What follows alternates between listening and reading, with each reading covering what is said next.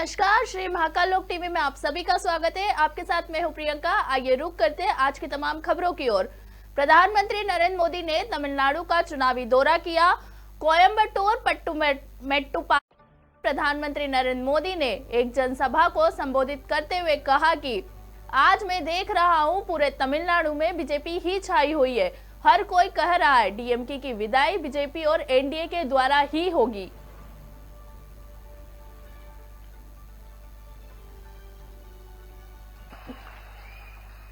आज मैं देख रहा हूं पूरे तमिलनाडु में बीजेपी ही छाई हुई है। हर कोई कह रहा है डीएमके की विदाई बीजेपी और एनडीए के द्वारा ही होगी।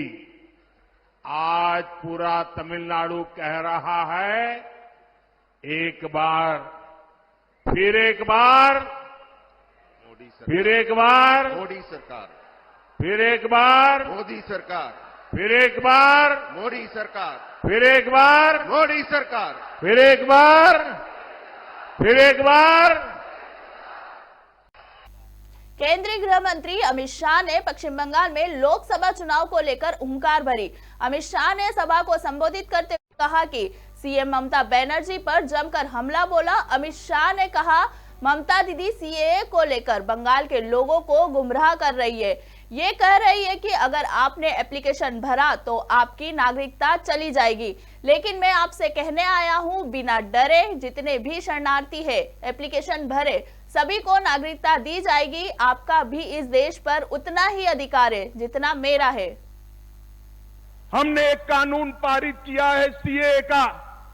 ममता दीदी बंगाल के लोगों को गुमराह कर रही है। ये कह रही है कि आपने एप्लीकेशन किया तो आपका नागरिकता चला जाएगा।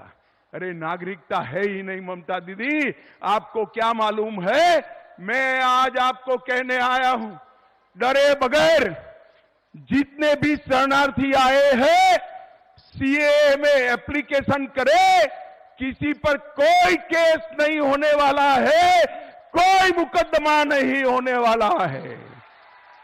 ये मोदी सरकार का कानून है, इसमें कोई परिवर्तन नहीं कर सकता।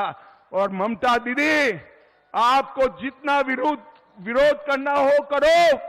हम जितने भी हिंदू बौद्ध सिख शरणार्थी आए हैं उनको नागरिकता देंगे, ये हमारा वादा है। मैं ममता दीदी को पूछना चाहता हूं, जो बंगाल से हिंदू सिख बौद्ध शरणार्थी आए हैं उनको नागरिकता मिलती है, आपको क्या तकलीफ हो रही? एक और घुसपैठियों को लाल जाजम बिठाकर स्वागत करती हो, रोहिंग्या का स्वागत करती हो, और दूसरी ओर जो हिंदू बौद्ध सिख शरणार्थी आए हैं उनको गुमराह कर रही हो। दीदी आपकी दाल नहीं गलने वाली है। मोदी जी ने रूल्स नोटिफाई कर दिए हैं। बंगाल के सारे शरणार्थी भय मुक्त होकर अप्लाई करें। आपका इस देश पर इतना ही अधिकार है जितना मेरा है, आपका अधिकार इतना है। हम लखनऊ में समाजवादी पार्टी के प्रमुख अखिलेश यादव ने पार्टी का घोषणा पत्र जारी किया है। अखिलेश यादव ने कहा कि इस विजन डॉक्यूमेंट को हमने जनता का मांग पत्र हमारा अधिकार कहा है।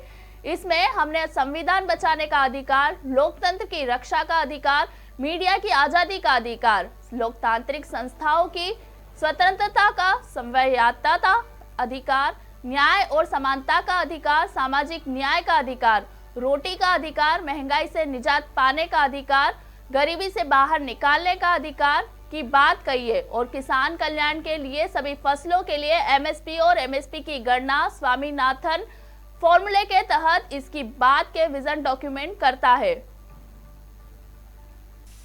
और इसको हम लोगों ने कहा है कि जनता का मांग पत्र हमारा अधिकार, जिसमें मुख्य रूप से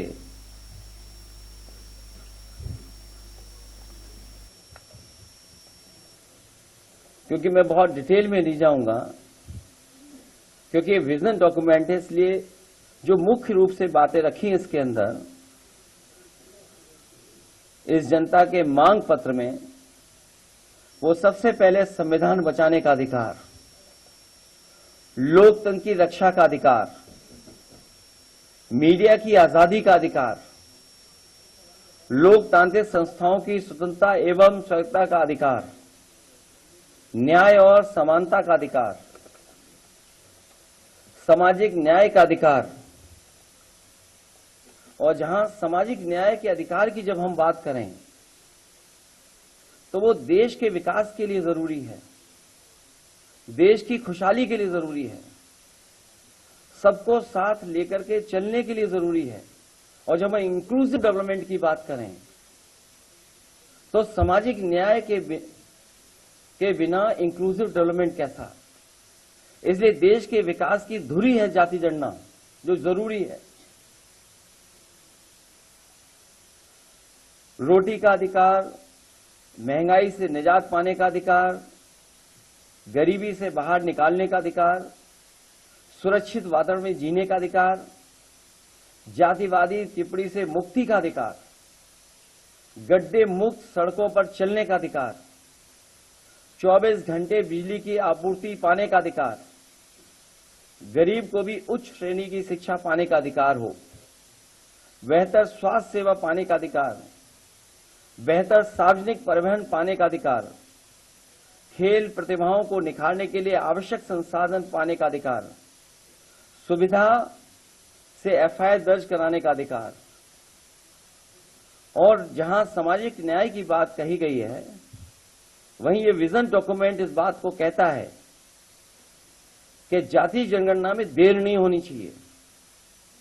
इसके लिए 2025 तक जाति आधारित जनगणना कराएंगे। इसके आधार पर 2029 तक सबको न्याय एवं हिस्सेदारी सुनिश्चित की जा सके।